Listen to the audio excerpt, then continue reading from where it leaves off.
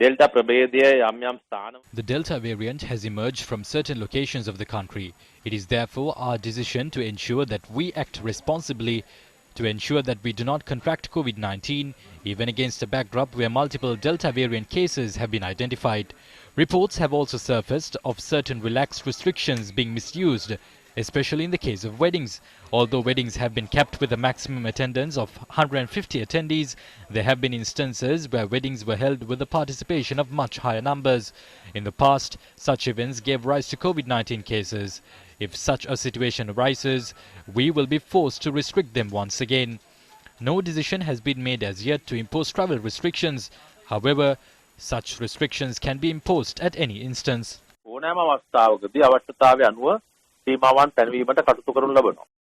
Is the Delta variant spreading in the country? Based on statistics of the Health Promotion Bureau, 38 cases of the Delta variant have been reported from the island thus far. Authorities have decided to temporarily suspend operations at a factory in Madapatha, Piliyandala, following the discovery of several patients infected with the Delta variant. We witnessed more than 100 discoveries from a factory. 5 of them had tested positive for the Delta variant. I do not believe all of those at the factory were tested to ascertain whether they had contracted the Delta variant.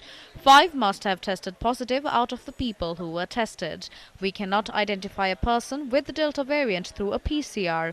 We know whether they are COVID-19 positive or not. As it stands, the vaccination rate is not at a stage where we can assure the people will be protected from the virus. I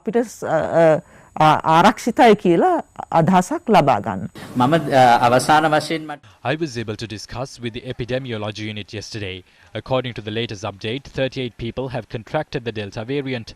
Several suspected cases were being tested, while their close associates have been directed to quarantine. What is the status of the vaccination drive in Sri Lanka? Inoculations were conducted at several areas in the country today. Vaccinations were conducted today at the Pallava College in Murutalawa under the supervision of PHIs of Yatinuwara. Army Commander General Shavendra Silva said authorities were hopeful of concluding vaccinations to those above the age of 30 residing in the Colombo district. He added 11 million vaccines have been imported to Sri Lanka. Sri Lanka is expected to take delivery of another 2 million doses of Sinopharm vaccine tomorrow, raising the total number of Sinopharm vaccines in the country to 9.1 million.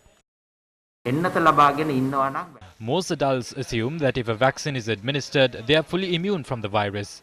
There is protection from contracting the virus, but the main problem is that it would not be sufficient to prevent them from transmitting the virus. If the virus enters the respiratory system, it could remain within their body for a day or so. During that time, they could spread the virus.